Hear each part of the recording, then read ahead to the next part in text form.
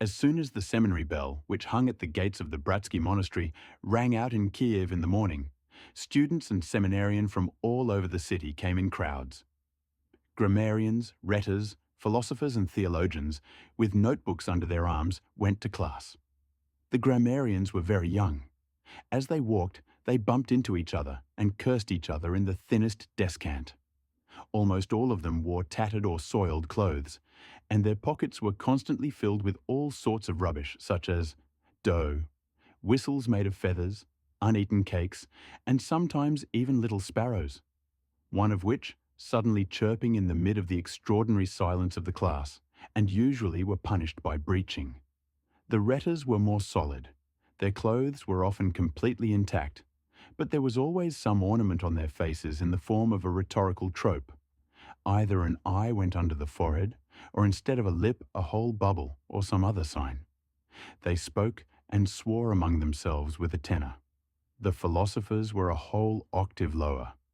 They had nothing in their pockets but strong tobacco stubs. They made no supply of food and ate everything they could get. The smell of pipe and burner could be heard from them, sometimes so far away that a craftsman passing by would stop and sniff the air like a hound dog for a long time.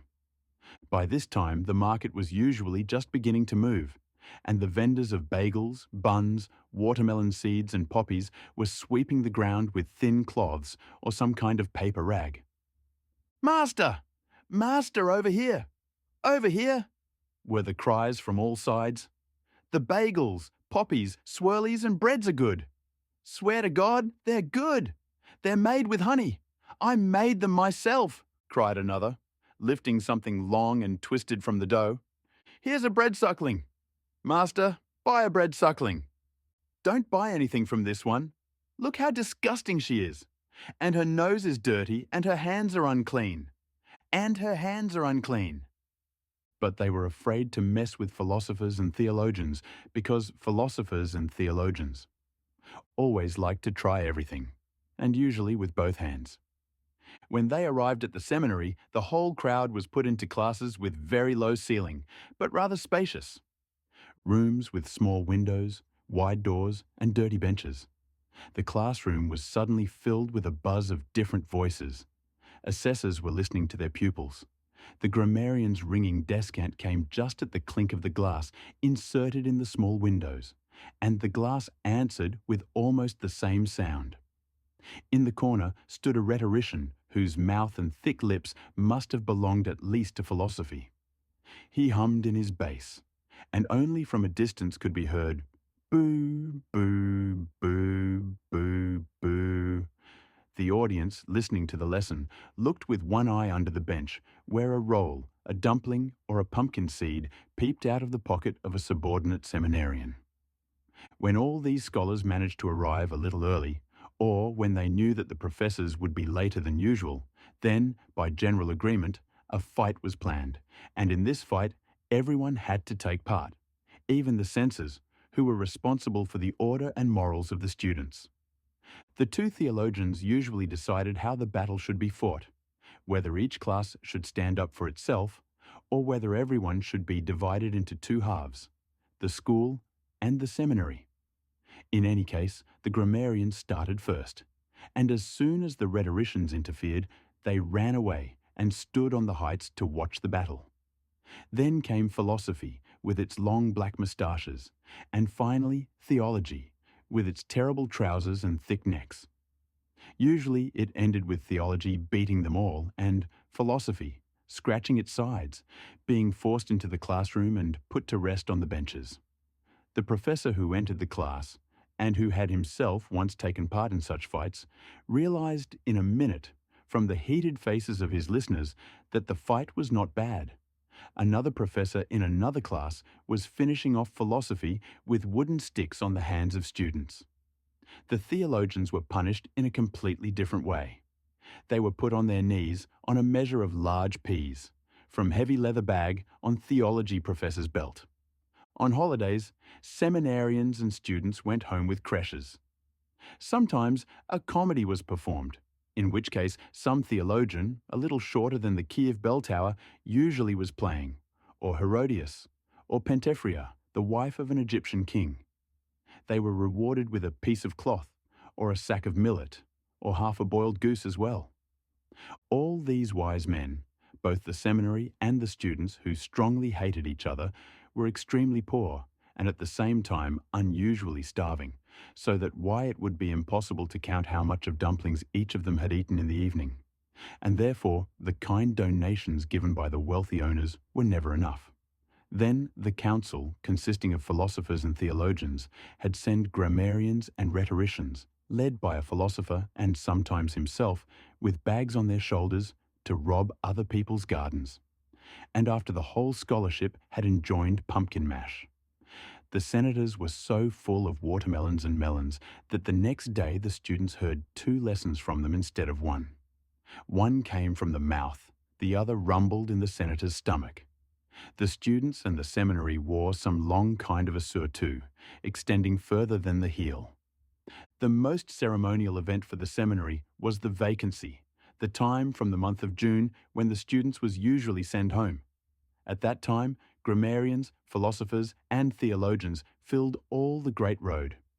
Those who had no accommodation of their own went to the home of one of their companions. Philosophers and theologians were educating children of the wealthy and received a new pair of boots a year, and sometimes even a coat. The whole gang lived together as a tabor, cooking their own porridge and sleeping in the field. Each carried a sack with a shirt and a pair of shoes. The theologians were tidy and careful. So as not to wear out their boots, they threw them off, hung them on sticks and carried them on their shoulders, especially when it was muddy. Then they rolled up their trousers to their knees and splashed fearlessly in the puddles with their feet. As soon as they saw a farm on the side of the road, they would immediately turn off the main road and, approaching a more cosy hose than others, they would stand in a row in front of the windows and begin to sing songs at the top of their lungs. The house owner, usually an old village Kozak, Ukrainian warrior, would listen to them for a long time, leaning on his hands, then sobbing bitterly and saying to his wife, "Wifey, what the schoolboys are singing is very meaningful. Bring them some bacon and some food we have." And a whole bowl of dumplings rolled into the sack. A decent piece of bacon, a few palanitsa bread, and sometimes a strapped chicken would be put together. With this food supply all the grammar, the orators, philosophers, and theologians continued on their way. But the farther they went, the less the crowd was. All had almost scattered to their homes, and those who had parental houses farther away stayed behind. On one such journey, 3 companions left the main road to find food. They were the theologian Halyava, the philosopher Homa Brutus, and the rhetorician Tiberius Horobets. The theologian was a tall, well-built man with a strange temper. He would steal anything that lay near him. He was gloomy, and when he was drunk, he would hide in the bushes, making it difficult for the friends to find him. Homa Brutus, the philosopher, was cheerful. He liked to lie down and smoke a pipe. If he drank, he hired musicians and danced the hopak, Ukrainian traditional dance.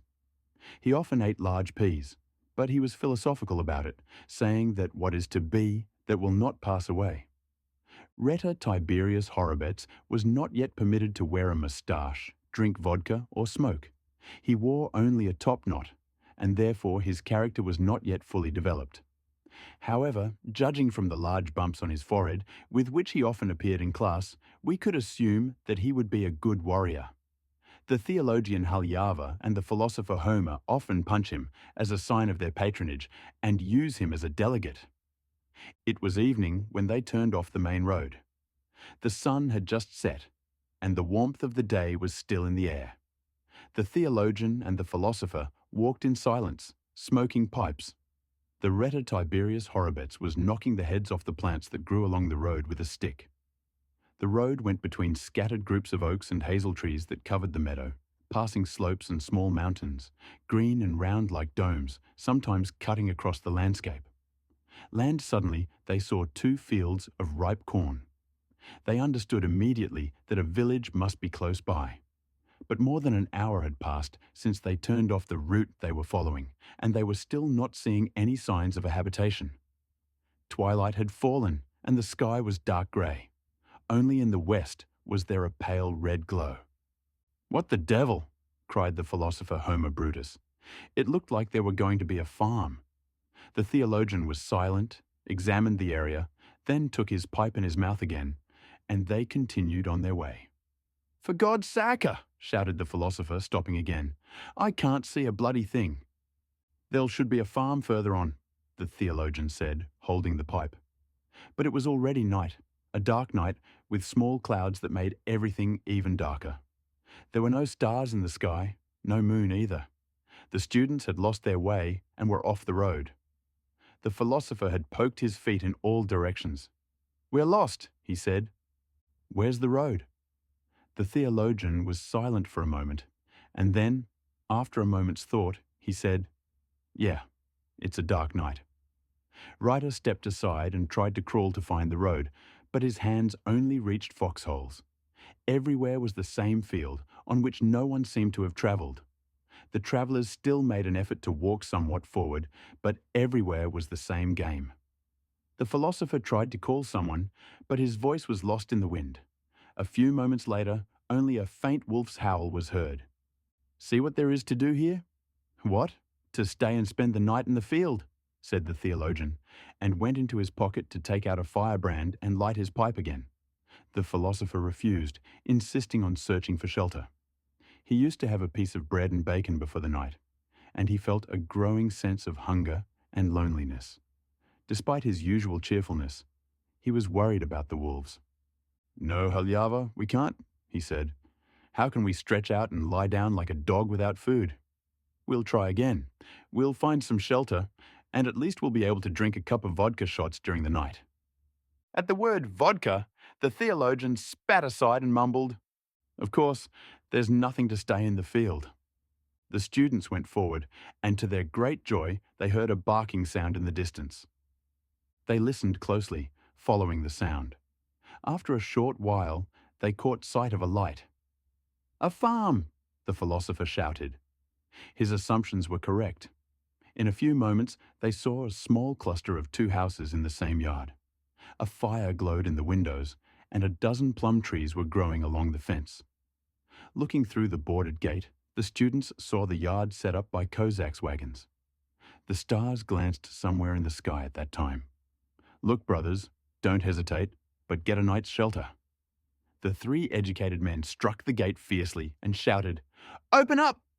The door in one of the houses creaked open, and a minute later the students saw an old woman in a thick coat. "Who's there?" she shouted, coughing loudly. "Let us sleep over, Granny. We've lost our way. It's as bad staying in the field with a hungry belly. What kind of people are you?" The theologian Halava, the philosopher Brutus, and the rhetorician Gorobets. "I can't," grumbled the old woman. "I have a yard full of people, and all the corners of the house are occupied. Where will I put you? And you people are so tall and big. My house would collapse when I put you all in. I know you, philosophers and theologians. If you start drinking, you'll destroy the whole yard. Go away, go away. There's no room for you here. Have mercy, Granny. How can Christian souls be lost for nothing? Put us wherever you like.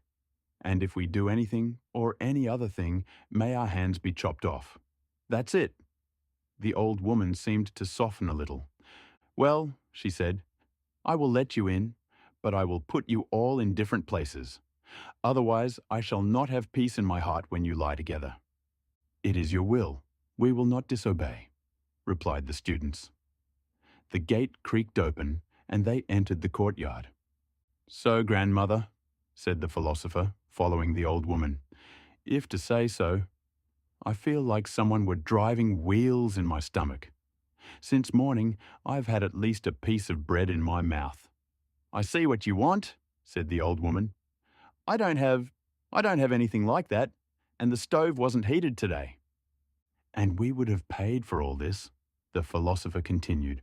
"Tomorrow, we would have paid for it properly in cash." "There's no way in hell you'll get anything," whispered Homer silently. "Go, go," the old woman insisted, "and be satisfied with what is given to you. The devil has brought me a very gentle masters." The philosopher Homer felt hopeless at these words, but then his nose caught the scent of dried fish. He looked at the trousers of the theologian, who was walking beside him, and saw that a huge fishtail was sticking out of his pocket. The theologian had already managed to pick up a whole carp from the cart. And since he did it not because of any self-interest, but because he used to steal, the philosopher Homer put his hand into his pocket as if it were his own and pulled out a fish. The old woman housed the students. She put the rhetor in a house, locked the theologian in an empty cloak, and gave the philosopher an empty sheepfold. The philosopher, left alone, ate the fish in a minute, looked at the wicker walls of the stable, poked a curious pig, which had slipped in from the other stable, in the face with his foot, and turned on his other side to go to sleep. Suddenly, the low door opened, and the old woman bent down and entered the stable. "Why, Granny, what do you want?" said the philosopher. But the old woman was walking straight toward him with her arms opened wide. "Edgy," thought the philosopher. "Oh no, my little darling, you too old for me." He moved a little farther away, but the old woman, without ceremony, came toward him again. "Listen, Granny, it is fasting now, and I am such a man that don't want to be disgraced even for 1,000 gold pieces." But the old woman spread her arms and caught him without saying a word. The philosopher was frightened, especially when he noticed that her eyes flashed with a wild light. "Grandmother, what are you doing?" he shouted. "Go, go with God." But the old woman did not say a word and grabbed him with her hands. Homer jumped to his feet, ready to run, but the old woman stood in the doorway and fixed him with her fierce eyes, and began to come towards him again. The philosopher wanted to push her away with his hands, but he couldn't. His arms and legs were paralyzed, and he couldn't speak. He heard his heart beating, and saw the old woman come up to him, after fold his arms, bend his head, jump up with the swiftness of a cat on his back, strike him on the side with a stick, and he jumped up like a horse and carried her on his shoulders. The philosopher was left trying to regain his senses, grabbing his knees with both hands in a desperate attempt to hold himself upright. To his great amazement, his legs kicked out and galloped faster than the fastest horse. When they had already passed the farm, and a flat hollow opened before them, and a forest as black as coal, he finally realized that it was a witch. The thin half-moon glowed in the sky, and the timid midnight glow lay light and smoky on the ground. Forests, meadows, sky, valleys. Everything slept with open eyes. The wind didn't move even once, and the night felt moist and warm. Shadows from trees and bushes fell in sharp wedges on the sloping valley. That kind of night was when philosopher Homa Brutus rode with a mysterious rider on his back and felt a strange mix of lingering sweetness and unpleasantness in his heart. He lowered his head and saw that the grass, which was almost under his feet, seemed to grow deep and far away, and above it there was water as clear as a mountain river. The grass seemed to be the bottom of some bright sea, clear to the depths. He could see clearly how he was reflected in it, together with the old woman sitting on his back. The sun shone there instead of the moon, and the bluebell's flowers tilted their heads and twinkled. A mermaid came out from behind the greenery. Her back and legs were glittering and elastic, made of fine material. She turned to him, her face bright, sparkling, sharp, and singing, touching his soul. She approached and then moved away, shivering with a sparkling laugh. She rolled over on her back, her round-shaped breasts, matte as unglazed porcelain, shining in the sun at the edges of her white, elastic, tender body. Water in the form of little bubbles, like beads, sprinkled around her body. She is all shivering and laughing in the water. Does he see it or not? Is it real or a dream? But what is there? The wind or music, ringing, ringing, and whirling, and coming up and piercing into his soul with some intolerable trill. What is it? The philosopher Homa Brutus thought as he looked down, running at full speed. Sweat poured off him in heavy drops. He felt a sweet devil sensation, followed by a thrilling, penetrating pleasure. His heart seemed to stop beating, and he held it in his hand. Exhausted and confused, he began recalling all the prayers he knew. He went over all the spells against the spirits, and suddenly he felt some refreshment. He felt that his step was getting lazier. The witch was somehow weaker on his back. The thick grass was touching him, and he no longer saw anything unusual in it. A tiny light shone in the sky. Good. The philosopher Homer thought to himself and began to say the spells almost aloud. He jumped out from under the old woman with speed of lightning and jumped on her back. The old woman ran so fast with small fractional steps that the rider could hardly catch his breath. The ground flashed slightly under his feet. Everything was clear in the weak light of the moon. The valleys were smooth, but everything from the speed flashed in his eyes. He grabbed a tree branch and started hitting hard the old woman with it. She screamed, first angrily, then more and more softly, until she was quiet. "Oh, I can't go on," she said, exhausted, and fell to the ground. He stood on his feet and looked into her eyes. The golden heads of the churches of Kiev glittered in the distance. Before him lay a beautiful woman with her luxurious hair disheveled and gorgeous lashes as long as arrows. She threw her white naked arms on both sides and moaned, raising her tear-filled eyes. Homer trembled like a leaf of wood. He felt pity, strange excitement and timidity. He started to run at full speed, his heart beating fast as he went. He was confused by this strange new feeling. He no longer wanted to go to the farms and hurried to Kiev, thinking about the bizarre incident. The town was almost empty. Everyone had gone to the farms for temporary work or with no work. In the Ukrainian farms, you could eat dumplings, cheese, sour cream, and dumplings the size of a hat without paying a penny. The large house in which the seminaries was located was empty. The philosopher searched all the corners and even felt all the holes and traps in the roof, but he could not find a piece of bacon, or at least an old bread, which usually was hidden by the students. However, the philosopher soon found a way to relieve his sadness. He walked, whistling, 3 times through the market, and at the very end winked with a young widow in a yellow cap who was selling tape, bullets, and wheels. And shortly he was fed with wheat dumplings, chicken, and more, and more, and more. It is impossible to count what he had at the table set in a little cozy house in the heart of a cherry garden. That same evening, the philosopher was seen in a tavern. He was lying on a bench smoking, as usually pipe and on everyone's eyes. He threw half a gold piece to the Jew keeper. He had a mug in front of him. Homer looked at those who came and went with coldly satisfied eyes. He did not think at all about his extraordinary incident.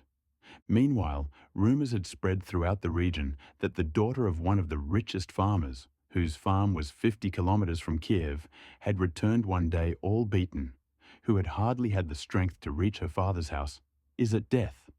And before her deathbed, she expressed the wish that the departing service for her and prayers for 3 days after her death should be read by one of the Kiev seminarians, Homa Brutus. The philosopher learned this from the rector, who called him to his room and announced that he should hurry on his way without delay, that a rich farmer had sent for him. A dark feeling told him that something evil awaited him, and he refused to go. "Listen, Homer," the rector explained politely. "No one asks you whether you want to go or not. I will tell you only that if you still show your resistance and reflection, I will order to punish you with rods so you couldn't show in the bathhouse for a long time."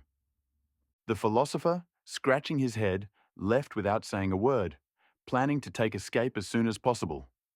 Heavily thinking, he went down the staircase, leading to the courtyard surrounded by poplar trees, and stopped when he heard the rector's clear voice instructing his keykeeper and another individual sent for him by the farmer. "Thank the master for the bread and eggs," said the rector, "and tell him that as soon as the books he's writing about will be ready, I will send them immediately. I have already given them to the scribe to copy. Don't forget, my darling, to add to the master that I know they have good fish on the farm, and especially sturgeon, and I would like to have some if I had the chance. It's not good and expensive on markets here. And you, Yavtuk, give the young men few shots of vodka, and tie up the philosopher or he'll just run away." I see, you damned son of a bitch. The philosopher thought to himself, he's got it, the slimy little weasel. He went downstairs and saw the wagon. It was as deep as an oven in which bricks are fired. It was an ordinary Krakow wagon, in which 500 of Jews travelled with their goods to all the towns wherever their noses could smell a market. 6 strong and healthy, but a little bit old, Cossacks were waiting for him. Their fine cloth with gold tassels showed that they are rich and powerful. Small scars told of their war glory. What to do? I will do. What I should do, thought the philosopher. Turning to the Cossacks, he said loudly, "Hello, brothers and comrades." "Bless you, Mr. Philosopher," answered some of the Cossacks.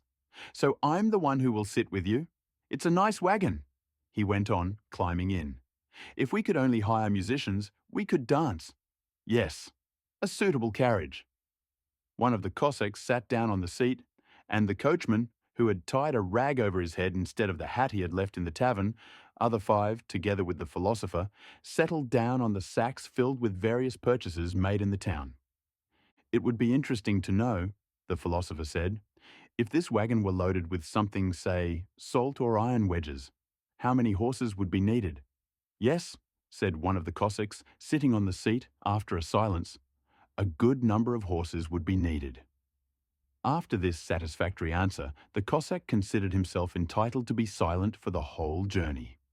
The philosopher was eager to learn more about this farmer, his temper, his daughter's story, and what was happening in the house. He addressed his questions to them, but the Cossacks kept silent and smoked pipes while lying on their sacks. One of them addressed a short order to the coachman who was sitting on the horses. "Look here, Overko, you old fraud. When you come to the tavern on the Chukrailov road, don't forget to stop and wake me and the other men, if anyone happens to fall asleep." After that, he fell asleep quite loudly.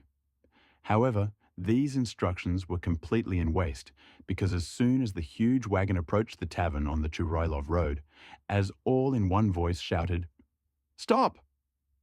Also, Overka's horses were so well trained that they stopped themselves in front of every tavern. In spite of the hot July day, everyone left the wagon and went to a low, dirty room, where the tavern keeper rushed to greet his old customers. The Jew brought some pork sausages under his arm and put them on the table, immediately turned away from this food forbidden by the Talmud. Everyone sat down around the table, and ceramic mugs appeared before each guest. The philosopher Homa was to take part in the common meal. The Ukrainians, when they get drunk, are sure to kiss or cry, and the house soon filled with kisses. "Come, spirit, let's kiss." "Come here, Dorosh, I'll hug you." One Cossack, an older man with a grey moustache, wiped away tears as he spoke from the heart, expressing his loneliness and the lack of a family. Another Cossack, calm and self-confident, was telling him not to cry. Dorosh, overcome with curiosity, turned to the philosopher Homa and asked insistently, "What do they teach in your school? Is it the same as the deacon's readings in church, or something else?" "Don't ask," the other replied. "Let it be as it was. God knows best." "No, I insist on knowing," Dorosh replied. "What is written in those books? It may be quite different from the deacon's." Oh my God," said the philosopher. "Why should I say such a thing? It is God's will. What God has given cannot be changed. I want to know everything that's written. I'll go to the school. By God, I'll go. I'll learn everything, everything." The one of Cossacks threw his head down on the table, unable to hold back his emotions any longer. Meanwhile, other Cossacks discussed the moon's light in the sky and the pans. The philosopher Homer saw this as an opportunity and decided to slip away.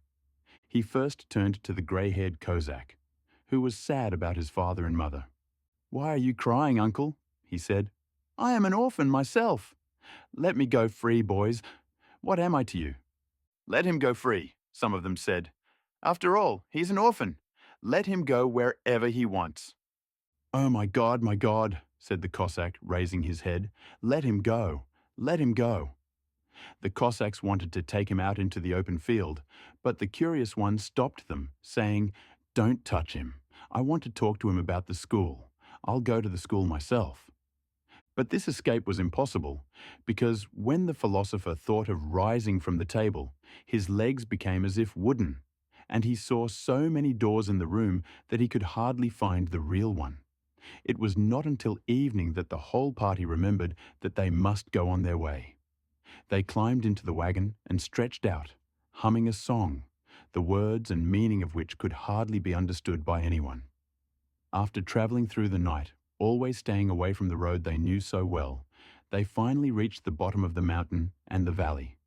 The philosopher noticed a palisade, or low wall, with trees and roofs peeking out from behind it. It was a large village belonging to a farmer. It was past midnight. The sky was dark, and small stars flickered somewhere. No fire illuminated the houses. They entered the courtyard, dogs barking. Barns and houses with conical roofs were visible on both sides. One building, larger than the others, stood in the centre against the gate. This was the farmer's house. Wagon halted before a small barn. The travellers went to bed. The philosopher, however, wanted to look at the house from the outside, but no matter how much he stared, nothing could be seen clearly. Instead of a house, he saw a bear. The chimney was a raven. The philosopher waved his hand and went to bed. When the philosopher awoke, the whole house was in motion. The farmer's daughter had died during the night. The servants were running quickly back and forth. Some of the old women were crying. A crowd of curious people were looking through the fence into the courtyard, as if they could see something. The philosopher began to examine those places which he could not see at night. The house of the farmer was a low, small building, such as were usually built in old times in Ukraine. It was covered with straw. The gable, sharp and high, like an eye raised upwards, was painted with blue and yellow flowers and red crescents. It was supported on oak pillars, half round and hexagonal at the bottom, with decorative trimming at the top. Under this roof was a small porch with benches on either side. On the sides of the house were similar awnings. A tall pear tree with a pyramidal top and gently fluttering leaves stood green and proud in front of the house, as did several barns in 2 rows. These barns formed a kind of wide street that led directly to the house. Behind the barns, towards the gate, stood 2 cellars in triangles, one opposite the other. Each cellar was covered with straw, and each had a low door and was painted with different images. One portrayed a Cossack seated on a barrel, holding a mug inscribed with the words, "I'll drink it all." Another depicted a bottle, swirling with ale and sullies, with a horse standing upside down, a pipe, and the words, "Wine is a Cossack's delight." A drum and brass horns could be seen through a massive attic window.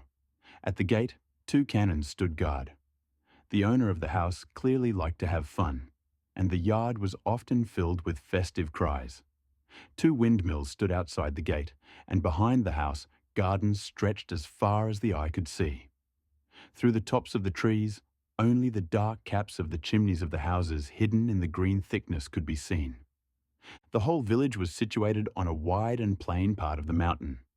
On the northern side, a sharp mountain cast a shadow over the village, its peak reaching down to the very courtyard. From below, the mountain's imposing height was made even more evident. Somewhere the mountain's surface was covered with dark plants remaining, black against the light sky. The mountain's naked clay appearance made her look a little gloomy. On its steep slope, there were 2 houses sticking out in 2 places. Above one of them, a wide apple tree was spreading its branches, supported at the root by small stakes with soil mounded around them. The apples, knocked down by the wind, rolled down into the courtyard. From the top, a road twisted all around the mountain and, coming down, went past the courtyard into the village. The philosopher measured its terrifying steepness and, recalling yesterday's journey, concluded that either the farmer had 2 clever horses, or the Cossacks had 2 strong heads, as they could not fly upside down with the enormous wagon and luggage being dead drank. The philosopher stood on the highest point in the courtyard, and when he turned and looked in the opposite direction, a completely different view opened to his eyes. The village, together with the escarpment, rolled down to the plain. Massive meadows stretched out into the distance, their vibrant green turning darker as the sun set. On the right, the mountains rising, and the Dnipro River burning and darkening in the distance. "Oh, this is such a wonderful place," said the philosopher. "I would love to live here, to fish in the Dnipro River and in ponds, to hunt with nets or with a gun for birds and rabbits. I could dry the fruits and sell them to the city, or even better, make vodka from them. Nothing beats the taste of fruit-flavored vodka." It might be also a good idea to think about how to leave this place. He spotted a little path behind the bush, completely covered in weeds. He put his foot on it, thinking that he was only going to take a walk, and then, quietly, between the houses, escape into the field, when suddenly he felt a strong hand on his shoulder. Behind him stood the same old Cossack who yesterday had so bitterly regretted the death of his father and mother, and his loneliness. "In vain do you think, Mr. Philosopher, of escaping from the farm," he said. "It's not a place to run away from, and the roads aren't great for a pedestrian. Come on, my friend. He's been waiting for you in his living room for ages. Let's go." "Well, I'll be glad to," said the philosopher, and followed the Cossack. The farmer, already an old man, sat in front of the table in the light room, resting his head on his hands. He was about 50 years old, but the sadness in his eyes and his pale, thin complexion showed that he had been through a tough time. When Homa arrived with the old Cossack, Farmer moved one of his hands from head and gave a slight bow. Homa and the Cossack stopped at the door with respect. "Who are you, my friend, and where do you come from, and what rank have you got?" the farmer asked in a friendly but bossy way. "I'm from the seminaries, the philosopher Homa Brutus." "Who was your father?" "I don't know, my lord." "And your mother?" "I don't know, my lord. I don't know my mother. I don't know who she was, or where she came from, or when she lived." The farmer was silent for a moment, thinking. "How did you meet my daughter?" "I have not, my lord. Swear to God, I promise. I've never had any dealings with your daughter, Pannochka, as long as I've been alive. Why did she assign you to read prayers, not to someone else?" The philosopher shook his shoulders. God knows how to explain it. Everyone knows that the masters can be tricky, even for the most educated among us. There's even a proverb, "Jump poor when master demands." "But you're not lying, are you, Mr. Philosopher?" "I tell the truth. If I'm lying, let the thunder crash me now." "If only she could stay alive a bit longer," the farmer said sadly. "I would have figured it all out. Her words were, 'No one should read prayers of me, but send father right away to the Kiev seminary and bring the student Homa Brutus. He should pray for my sinful soul for 3 nights. He knows,' and what he knows, I didn't hear. It was all what she could say, my poor baby, and she died. You, good man, known for your holy life and acts of kindness, and she may have heard about you." "Who? Me?" said the student, and stepped back surprised. "Am I someone with a holy life?" he said, looking straight into the farmer's eyes. "God be with you, sir. Why do you say that?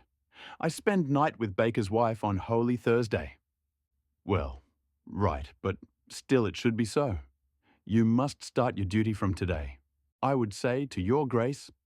Of course, any man learned in the Holy Scriptures can do it probably, but it would be more appropriate to have a deacon, or his deputy. They are clever people, and know how to do all this, but I have not the proper voice, and I am not a holy person. I don't look like perfect for this. I understand, but I will fulfill all that my dearest daughter has asked of me. And now you have prayed over her 3 nights from this day. I will reward you, or else I will not advise the devil himself to anger me." The farmer's final words were spoken so strongly that the Homer understood their meaning. "Follow me," said the farmer. They went out into the hall. The farmer opened the door to another chamber opposite the first. The philosopher stopped for a moment in the hall to blow his nose, and stepped over the doorway with a kind of unaccountable fear. The whole floor was covered with red carpet. In a corner, under the icons, on a high table, lay the Pannochka's body. On a blanket of blue velvet, decorated with gold fringe and tassels. Tall wax candles, covered with flowers, stood at the feet and at the head, pouring out their gentle light. The face of the dead was hidden from him by her father, who sat sadly before her with his back to the door. The philosopher was really touched by the words he heard. "I do not regret, my most dear daughter, that you left the earth in the blossom of your years, not having lived to the proper age, to my sorrow and grief. I regret, my darling, that I do not know who was, fierce enemy, the cause of your death. If I knew who had done this to you, I swear in God's name that they would never see their children again, even if they were as old as me. And if they were still young, they'd never see their parents again. Their body would be thrown away and eaten by the birds and animals in fields. I'd be devastated, my prettiest flower, my birdie, my sparkling star, to live the rest of my age without amusement, wiping away the tears flowing from my old eyes with my hollow, while my enemy is amused and secretly laughs at the poor old man." He stopped, and the cause was a tearing feeling, resolved by a flood of tears. The philosopher was touched by this deep sadness. He coughed and made a muffled, rasping sound, trying to clear his voice. The farmer pointed him towards a place in the dead woman's head, in front of a small table with the books on it. "I'll work 3 nights somehow," thought the philosopher, "but he'll fill both my pockets with pure golden coins." He approached and, coughing once more, began to read, paying no attention to the side and not daring to look into the face of the dead woman. A deep silence filled the room. He noticed that the farmer had gone out. Slowly, he turned his head to look at the dead woman and a thrill ran through his veins. Before him lay a beauty as beautiful as any he had ever seen on earth. Her beauty was so striking, and her face so peaceful and harmonious. She looked like she was sleeping, but her eyes were closed. Her lovely, delicate cheeks, like fresh snow, seemed to be reflecting her thoughts. Her eyebrows, arched and delicate, like night in the middle of a sunny day. Her lashes, long and thick, falling like arrows on her cheeks, blazed with the heat of secret desires. And her lips, a deep red, were ready to smile. But in them, in her whole face, he saw something that made him feel a bit uncomfortable. It felt as if his soul was beginning to tremble with emotion, as if he were suddenly singing sad song in the middle of a joyful whirlwind of people. The rubies of her lips seemed to burn his heart. Then, all of a sudden, something strangely familiar appeared in her face. "Witch!" He cried out in a low voice, looked away, went pale, and began to say his prayers. It was the same witch he had killed recently. When the sun began to set, the dead woman was carried to the church, and the philosopher supported the black funeral coffin with one shoulder. He felt something cold as ice on his shoulder. The farmer himself walked in front, carrying the right side of the final tidy home of his daughter with his right hand. The old church, blackened and covered in green moss, stood sadly near the edge of the village. It was clear that the building hadn't been used for a long time, and candles had been lit before almost every icon. The coffin was placed in the middle, against the altar. The old farmer kissed the dead Pannochka one last time, bowed down, and left with the helpers. He told them to feed the philosopher well and to take him to the church after supper. When they arrived in the kitchen, everyone carrying the coffin put their hands on the oven. This was old tradition for Ukrainians who had seen the dead body. The philosopher was hungry, and this made him forget about the dead Pannochka for a few minutes. Soon, the whole court began to gather in the kitchen. The kitchen in the farmer's house was like a club, where everyone in the courtyard came to gather, including the dogs who came to the door for bones and food. No matter where he was sent or what he needed, everyone always went to the kitchen first to rest on the bench and have a pipe. All the single men who lived in the house, wearing Cossack uniforms, spent almost all day lying on the bench, under the bench, on the stove, or wherever else they could find a comfortable place to lie down. Everyone always forgot something in the kitchen, like a hat or a whip against other people's dogs. The biggest gathering was at dinner time, when the horseman, who had time to lead his horses into the stable, and the cowherd, who brought cows for milking, and all those who could not be seen during the day, came. At supper, everyone started chatting, even those who did not usually talk. Everyone talked about everything: who had made new trousers, what was inside the earth, and who had seen a wolf. There were lots of sharp-tongued men, which hard to count among Ukrainians. The philosopher sat with the others in a big circle in the open air in front of the kitchen. A woman in a red coat came out of the door holding a hot pot of dumplings, which she placed in the middle of the group. Each person took a wooden spoon out of their pocket, and those who did not have one used a wooden match. Soon, everyone started to speak more slowly, and the whole group started to feel less hungry. Many people began to talk. Of course, all talks were about the dead Pannochka. "Is it true," said a young shepherd who had put so many buttons and brass plaques on his leather pipe holder that he looked like a small shopkeeper's shop. "Is it true that the Pannochka, be it not mentioned, knew the devil?" "Who? Pannochka?" said Dorosh, who already knew our philosopher. "She was a witch. I swear she was a witch." All right, Dorosh," said the other. "It is none of our business. God be it. There is nothing to talk about." But Dorosh was not at all willing to be silent. He had just gone into the wine cellar with the keeper to discuss some important business, and after bending down to inspect a couple of barrels, he came out looking very cheerful and started talking. "What do you want? Are you trying to make me be silent?" he said. "She rode on me. Swear to God she did." "Why, uncle," said the young shepherd with the buttons, "can we find out by what kind of signs of a witch?" "You can't," answered Dorosh. "You will never know, even if you read all the psalters back and forth." You can, Dorosh." "Don't say that," said other Cossack. "It is not without reason that God has already given everyone a special mark. People who know science say that a witch has a small tail." "When a woman is old, she is always a witch," said the grey-haired Cossack coldly. "Oh, you are good too." The woman, who was pouring fresh dumplings into a cleaned pot, said, "Real fat bores." The old Cossack, whose name was Yavtuk and whose nickname was Kovtun, smiled, pleased that his words had made the old woman angry. The horsemen laughed loudly, as if two bulls, standing one against the other, were moaning.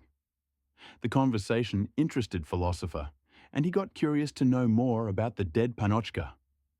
He wanted to get back to the old topic, so he turned to his neighbour and said, "I wanted to ask, why all this crowd sitting at the supper table think Pannochka is a witch? Has she harmed or tortured anyone?" "There were all sorts of things," answered one of the others, with a smooth face and a shovel-like face. "And who doesn't remember the Clark Makita, or the one—" "And what about Clark Makita?" said the philosopher. "Wait, I'll tell you about the Clark Makita," said Dorosh. "I will tell you about Makita," answered the horseman, "because he was my cousin." "I'll tell you about Makita," said Spirid. "Let him? Let Spirid tell it," shouted the crowd. Spirid began. "You, Mr. Philosopher Homer, didn't know Makita. What a unique man he was. He knew every dog as well as his own father. The current Clark Mikola, who sits third behind me, is no match like him. Though he knows his business too, he's no as good as he was." "You tell a good story, good," said Dorosh, approvingly nodding his head. Spirid continued. He'd see a hare sooner than he'd sniff tobacco from his nose. Sometimes he would whistle, "Come on, bandit, come on, quickie!" And he'd be on his horse at full gallop, and you couldn't tell who would overtake whom sooner, him or his dogs. Eventually, he could drink a bottle of vodka, as if nothing had happened. He was a good clerk. But lately, he put his eye on Pannochka all the time. Was he in love with her? Had she bewitched him? The man was lost. He had gone mad. He had lost and frustrated. "All right," Dorosh said. As soon as Pannochka looked at him, he would let go of the horse's reins, forget horses' names, stumble, and do nothing. Once, Pannochka came to the stable where he was cleaning the horse. "Let me put my foot on you, Mikitka," she said, and he, a fool, was glad of it. He said that not only the leg, but also sit on me.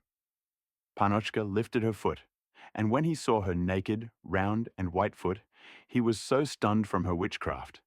He, a foolish man, lowered his head and, holding her naked legs with both hands, galloped across the field like a horse. He could not say anything where they rode. He returned barely alive, and from that time he dried up like a sliver. When people came to the stable, instead of him, there was only a pile of ashes and an empty bucket. He had burned up completely. He had burned up by himself. He was such a clerk it was hard to find in the whole world. When Spirid had finished his story, everyone started talking about the strengths of the former clerk. "Have you not heard of Shepchika?" Dorosh asked Homa. "No." Hey. That's how they teach you at your seminarius. I guess they don't teach you much clever stuff. We have a Cossack called Sheptun in our village. He is a good Cossack, but he sometimes likes to steal and lie. His house is not far away. At that time we are talking about, Sheptun and his wife had finished eating and went to bed. Since it was a nice evening, Shepchika was lying in the yard and Sheptun in the house on the bench. Or maybe it was the other way around. Shepchika in the house on the bench, and Sheptun in the yard. "And not on the bench, but on the floor," said the woman, standing at the threshold and supporting her cheek with her hand. Dorosh looked at her, then looked down, then back at her again, and after a little silence he said, "It would be good when I take off your robe in front of everyone." This warning had its effect. The old woman was silent and didn't interrupt her speech. Dorosh continued. "And in a baby's bed, hanging in the middle of the house, lay a 1-year-old child. I don't know whether it was a boy or a girl. The woman was lying, and then she heard that dog was scratching the door outside and barking so loudly that she got so scared and was ready to run out of the house. She was frightened. Women can be foolish. And then she thought, maybe I'll hit the dog in the face and see if he'll stop barking." And she took a poker and went out to open the door. No sooner had she opened the door than the dog rushed between her legs and straight to the baby's bed. Shepchika saw that it was no longer a dog, but a Pannochka. It would have been all right, though. But here was one circumstance. She was all blue, and her eyes were burning like coal. She grabbed the child, bit its throat, and began to drink its blood. The Shepchika only cried out, "Oh, my baby," and tried to ran out of the house. But she only saw that the doors were locked. She went to the top floor and sat, shaking and very scared.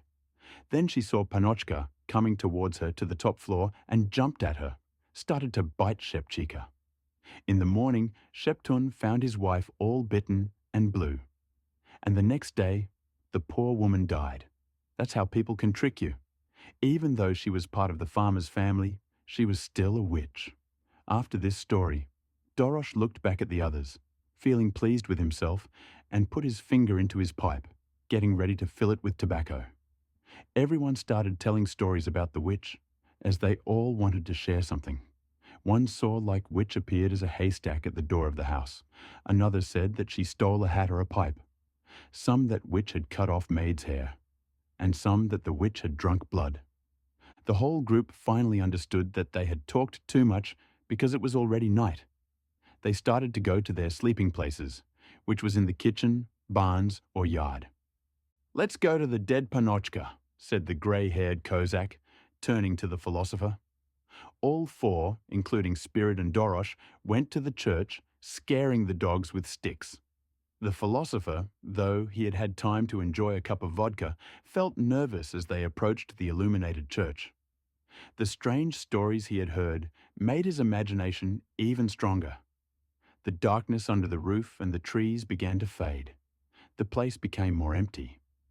Finally, they entered a small courtyard behind the old church fence, where there were no trees, just an empty field and meadows covered in darkness. The three Cossacks climbed the narrow stairs to the entrance with Homa and entered the church. They left the philosopher here, wishing him to go safely to his duty, and locked the door behind him at the order of the farmer. The philosopher was left alone. First he yawned, then he stretched, then he put his hands together, and finally he looked around. A black coffin stood in the middle. Candles were burning before the dark icons. The light from them illuminated only the iconostasis and slightly the middle of the church. The far corners of the entrance hall were dark. The old iconostasis was pretty old. Its carvings, covered in gold, were only visible. The gold had fallen off in one place, and in another it was blackened. The faces of the saints were completely dark and looked gloomy. The philosopher looked around once more. "Well," he said, "what is there to be afraid of? A man cannot come here, and I have prayers against the dead and those who come from the other world, and, if I read them, they will not touch me. All right," he repeated, waving his hand, "let's start to read." As he was coming to altar, he saw several bundles of candles. "That's good," thought the philosopher. "I must light up the whole church so that I can see as if it were daytime. It's a shame you can't smoke pipe in God's house." So he started putting candles on all the cornices, pillars and statues, not giving any of them a miss. Soon the whole church was full of light.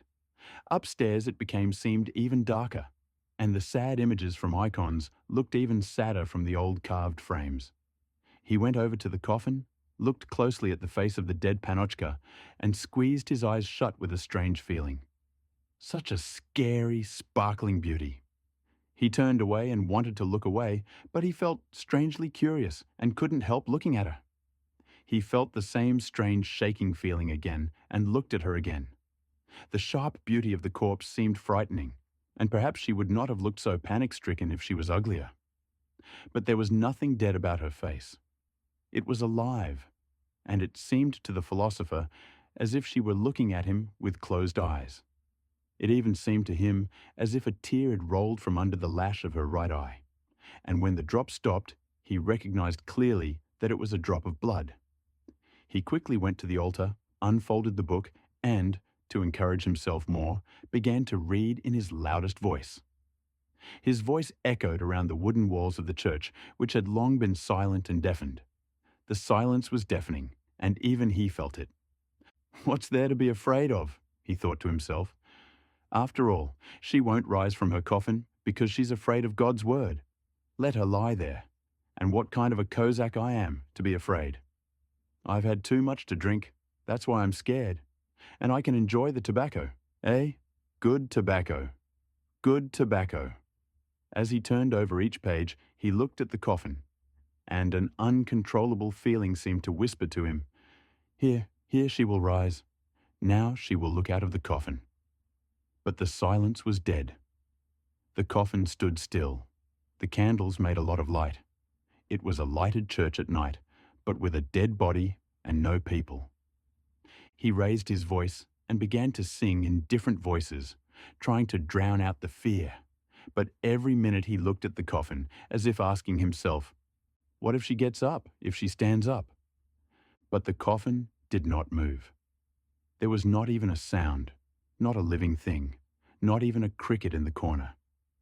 There was only the slight crackle of a distant candle, or the faint, slightly slapping sound of a drop of wax falling to the floor. Well, if she comes up... Pannochka lifted her head. He looked up wildly and wiped his eyes. But she was definitely no longer lying there, but sitting in her coffin. He looked away and turned back to the coffin, shocked. She stood up from the coffin, walking through the church with her eyes closed, moving her arms quickly, as if trying to catch someone.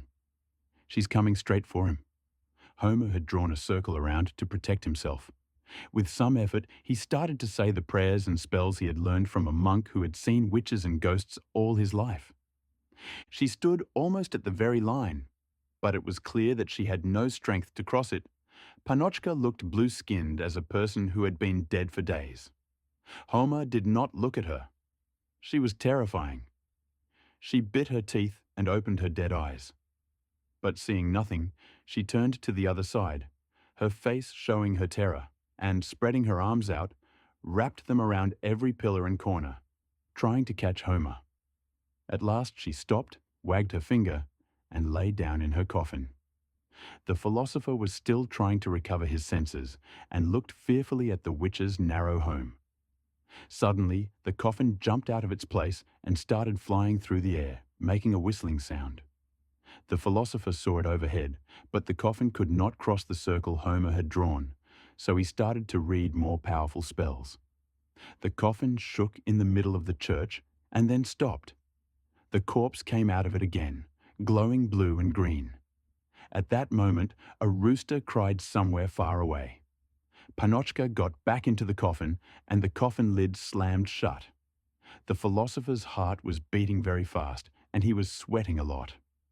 But he finished the sheets he had to read before, encouraged by the rooster's cry. At daybreak, the Vavsht and Yavtuch, the grey-haired old churchwarden, came to replace him. When he arrived in his rest place, the philosopher could not fall asleep for a long time, but eventually he did, being too tired. When he woke up, he thought the whole night had been a dream. He was given a quart of vodka to cheer him up. At dinner, he soon started chatting and ate almost one quite old pig. But he didn't dare talk about what had happened in the church because he felt strange and nervous. When people asked him about it, he said, "Yes, there were all sorts of strange things happening." The philosopher was the kind of person who, after he ate good, would suddenly become very nice and kind. He was lying with his pipe in his teeth, looking at everyone with unusually sweet eyes and spitting a lot. After dinner, the philosopher was in a very good mood. He had time to go around the whole village, meet almost everybody. He was even thrown out of 2 houses. A pretty young woman had hit him on the back with a shovel when he had tried to feel and ask about the fabric of her shirt and coat. As evening approached, the philosopher became more and more thoughtful. An hour before supper, the whole court gathered to play porridge, or Cragley, a kind of skittles game where long sticks are used instead of balls, and the winner gets to ride another on horseback. This game was very interesting for the people watching. Sometimes the shepherd, who was very fat, got on the horse driver, who was thin. At other times, the horse driver would set up his back, and Dorosh, jumping on it, would always say, "What a big bull!" The elderly men sat at the kitchen threshold. They looked very serious, smoking pipes, even when the young people were laughing at some of the horse driver's jokes or Spyrid's funny comments. Homer tried to join in the game, but he felt worried and nervous. During the evening, he tried to cheer himself up, but he felt more and more scared as the sky got darker. "Well, it's time for us, Mr. Homer. Let's go to work," said a familiar grey-haired Kozak, rising from his seat with Dorosh. Again, they took him to the church in the same way. Again, they left him alone and locked the door behind him. As soon as he was left alone, he began to feel embarrassed. He saw again the dark icons, the shiny frames, and the familiar black coffin standing in the church. "Well," he said, "I am no longer surprised by this amazing sight. It is only frightening the first time. Yes, it is only a little frightening the first time. And then it is no longer frightening. It is no longer frightening at all." He quickly stood near the altar, drew a circle around himself, said a few magic spells, and began to read loudly, not looking up from the book or paying attention to anything else. He had been reading for about an hour and was beginning to get a little tired and cough. He took the horn with tobacco and, before putting the tobacco to his nose, looked at the coffin carefully. His heart began to beat faster. The dead Pannochka was standing in front of him, staring at him with dead, greenish eyes. Homer began to shake and felt a chill run through his body. He put his eyes back into the book and began to read his prayers and spells more loudly, and heard the dead Pannochka grinding her teeth again and waving its hands as if it wanted to grab him. But when he looked closely, he saw that the corpse was not able to see him. Pannochka began to make a noise like a low, angry growl, and she seemed to be saying words that he could not hear. She was breathing heavily, and it seemed to be saying things that made him feel afraid.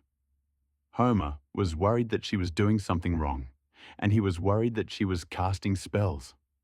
A wind blew through the church as she spoke, and a noise was heard, as if from a multitude of flying wings. Homer heard the wings beating against the glass of the church windows, and the iron frames, the screeching claws scratching on the iron, and an unstoppable force smashing at the doors and trying to break in. His heart was beating hard more and more. Closing his eyes, he kept reading spells and prayers. Then, in the distance, he heard a whistling sound. It was the cry of a rooster. The philosopher stopped to rest. Those who came to replace him in the morning found him barely alive. He was against the wall, staring fixedly at the Cossacks who were pushing him. Homa was almost taken out and had to be helped the whole way. When he arrived at the courtyard, he cleaned himself and ordered a liter of vodka. After he got drunk, he smoothed his hair and said, "There's a lot of nonsense in the world, and such fears happen. Well," the philosopher waved his hand. The people around him shake their heads when they hear these words. Even the little boy, who was allowed to take his place when it came to cleaning the stables or getting water, opened his mouth. At that moment, a woman in a tight coat passed by. She was middle-aged, but still quite pretty. She was the old cook's assistant, and was always flirting with men. She always decorated her headscarf with something. A piece of fabric, a flower, or even a piece of paper. "Hello, Homa," she said when she saw the philosopher. Aye. What's wrong with you?" she shouted, moving her arms around. "Like what, you silly woman? Oh my God, your hair is grey. Whoa. She's telling the truth," Spyrid said, looking at Homa closely. "You've certainly gone grey like our old Yavtouch." When the philosopher heard this, he hurried into the kitchen, where he saw a triangular piece of mirror on the wall, with flies all over it. Next to it were paper flowers, showing that it was being used to make a pretty young woman look nice. He was shocked to see that half his hair had turned grey. He hung his head and spent some time thinking. "I'll go to my master," he said at last. "I'll tell him everything and explain that I don't want to read any more. Ask him, send me to Kiev immediately." In these thoughts, he went to the farmer's house. The farmer sat almost motionless in his room. He was the same sad and hopeless person he had always been. His cheeks were much more hollow than before, and he had barely eaten anything. His pale skin made him look like a stone statue. "How do you do, boy?" he said, when he saw Homa standing with his hat in his hand at the door. "How are you? Is everything well?" Well. There's such wickedness happening that you should just take your hat, run away and go wherever you want." "What do you mean?" "Yes, your daughter? According to common sense, of course, she is of the master's blood. No one will question that, but let it not be in anger. God rest her soul." "What about the daughter?" "She let Satan in. She sets such fears that no holy book is taken into account. Read. She called you for a reason. She cared, my boy, for her soul, and wanted to get rid of every evil thought with prayers." "Your command, sir? By God, it's impossible. Read. The farmer continued in the same voice. "You have one night left now. You will do the Christian thing, and I will reward you.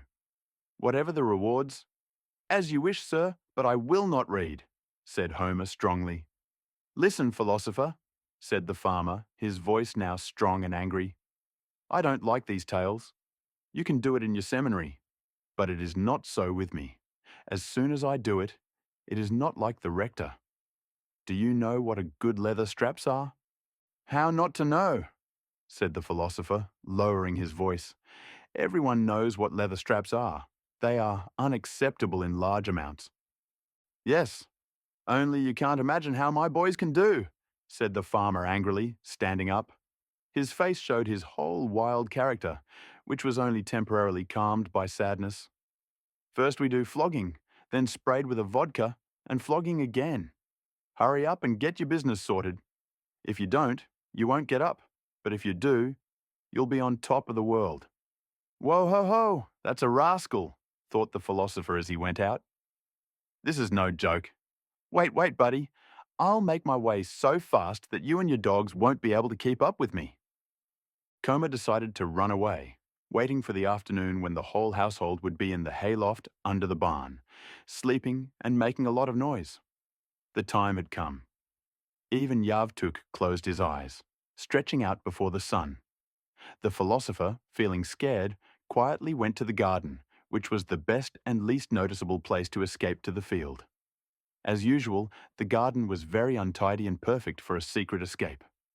Everything was hidden by trees and plants like cherry trees, elderberries and burdock, which had tall stems with pink cones growing to the very top.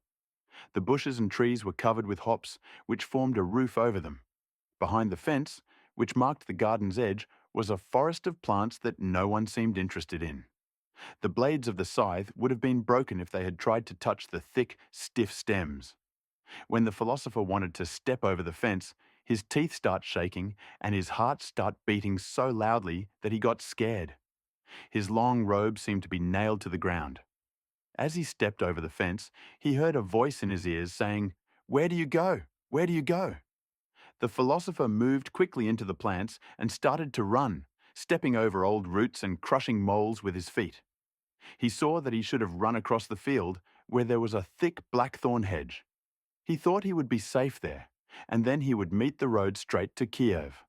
Suddenly, he ran across the field and found himself in the thick blackthorn hedge. He climbed through the thorns, leaving pieces of his coat on each sharp thorn as a payment for freedom, and found himself in a small hollow. The willow tree had branches that were divided and bent almost down to the ground, and there was a small spring that shone and sparkled like silver. The philosopher first lay down and drank some of the water, because he was extremely thirsty. "This water is good," he said, wiping his lips. "This would be a good place to rest." "No, I'd better run forward. The chase will be soon." The words came over his ears. He looked up and saw Yavtuk standing in front of him. "Damn Yavtuk," the philosopher thought to himself. "I would take you by the legs. I would beat your ugly face and everything you have with an oak log. You have made such a detour and useless. It is far better to take the road I took, straight past the stable. It's a shame about the clothes, but the fabric is good. How much did you pay for it? But we already have walked enough. It's time to go home." The philosopher scratched his head and followed Yavtuk. "Now the evil witch will make me a horrible knight," he thought. "What I am afraid of? Am I not a Kozak? After all, I read 2 knights. God help me with the third. It seems that the cursed witch has sinned enough for the evil force stand by her." Such thoughts occupied him when he entered the court. He asked Dorosh, who sometimes had access to the farmer's cellars through the keykeeper, to get some alcohol. The 2 friends sat down under the barn and got a little more than half a bottle. Suddenly, the philosopher stood up and shouted, "Musicians! Musicians!" Without waiting for the musicians, he danced a hopak in the cleared space of the courtyard. Homa danced until it was time for the midday meal, and the people around him formed a circle, as is usual in such cases, and while leaving spat, saying, "That is how long a man can dance." At last, the philosopher went to bed, and a good bowl of cold water could only awaken him before supper. During meal, he talked about what a Kozak is, and that he should not be afraid of anything in the world. "It's time," said Yavtuk. "Let's go." "A stitch in your tongue, you cursed pig," thought the philosopher, and, standing up, said, "Let's go." On the way, the philosopher kept watching around and chatting to his friends. But Yavtuk was silent. Dorosh was very quiet as well. The night was full of noise. In the distance, wolves howled in a crowd, and even the barking of the dogs was scary. "It seems as if something else is howling." "It's not a wolf," Dorosh said. Yavtuk didn't say anything. The philosopher didn't say anything either. They went to the church and went into it under its old mouldering wooden roof. This showed that the owner of the church did not care about God and his own soul. Yavtuk and Dorosh left, and the philosopher was left alone. Everything was the same. Everything was in the same terribly familiar way. He stopped for a moment. In the middle was still the coffin of the horrible witch. "I will not be afraid. By God, I will not be afraid." He said this, and, still drawing a circle around himself, started to remember all his magic words. It was very quiet. The candles fluttered and gave light to the whole church. The philosopher turned over one page, then turned over other, and noticed that he was not reading what was written in the book. He felt scared and crossed himself and started to sing prayers. This made him feel a bit better. Homer continued reading, and the pages quickly turned. Suddenly, in the middle of the silence, the iron top of the coffin broke, opened with a creak, and the dead Pannochka stood up. Homa was even more frightening than the first time. His teeth banged against each other, his lips shook, and he began to read loudly. A whirlwind went up through the church, icons fell to the ground, and broken window panels flew down from above. The doors flew open, and a terrifying army of monsters stormed into the church. The noise of wings and claws scratching filled the whole church. Everyone looked everywhere for the philosopher. Homa was extremely scared. He only managed to cross himself and read prayers. At the same time, he heard the creature's wings and tails almost touching him. He was too scared to look, but he could see a huge monster standing in front of him with messy hair, as it was from forest. Through the net of dirty hair, two eyes looked fearfully, with their eyebrows raised a little upward. Above the monster, something like a huge bubble with 1,000 spikes and stingers was hovering in the air. Black dirt hung from them in shreds. Everyone looked for Homa, searching him, but could not see, because the philosopher was surrounded by the mysterious circle. "Bring Vi! Send for Vi!" The dead witch's words rang out. Suddenly, there was silence in the church. A distant wolf howl sounded, and soon heavy footsteps echoed through the church. He looked up and saw that they were leading a short, stout man with thick, stubby feet. He was covered in black dirt. His feet and hands, covered with soil, stuck out like wiry, strong roots. He walked heavily, stumbling over his feet. His eyelids were lowered to the ground. Homa noticed with horror that his face was made of iron. He was led under his arms and placed directly where Homa was standing. "Raise my lashes. I can't see," he gasped. Vi said in a low voice, and all the creature rushed to lift his eyelids. "Don't look," a quiet voice told the philosopher. But he couldn't stand it and looked. "There he is!" shouted Vi, and pointed his iron finger at him. Everyone rushed at the philosopher. Homa fell to the ground, out of breath, and immediately his poor soul flew out of him from fear. There was a rooster's cry. It was the second cry. The dwarves, spirits and monsters hadn't heard the first. The frightened evil crowed rushed to escape, but they couldn't get out and stoned in windows and doors of the church. The priest who entered the church in the morning was terrified to see the church so disrespected, and he did not dare to conduct the funeral service there. The church was left to nature, becoming overgrown with forest, roots, weeds, and wild thorns, and no one could find it. When rumors of what happened reached Kiev, the theologian Halyava reflected for a whole hour on the unfortunate fate of the philosopher Homa. During this time, he had a big change in his life. He was happy. After finishing his studies, he became the bell ringer of the highest bell tower, and he always appeared with a broken nose because the wooden staircase to the bell tower was extremely carelessly made. "Have you heard what has happened to Homa?" Tiberius Horribits, who was already a philosopher and had a fresh moustache, came up to him and said, "God gave it to him," said Kalyava, the bell ringer. "Let's go to the tavern to have a drink for his poor soul." The young philosopher, who began to use his new role with the enthusiasm, saw everything on him, his trousers, his coat, and even his hat, soaked with alcohol and tobacco. He was ready to go right away. Homa was a good man, the bell ringer said when the lame tavern owner put the third mug in front of him.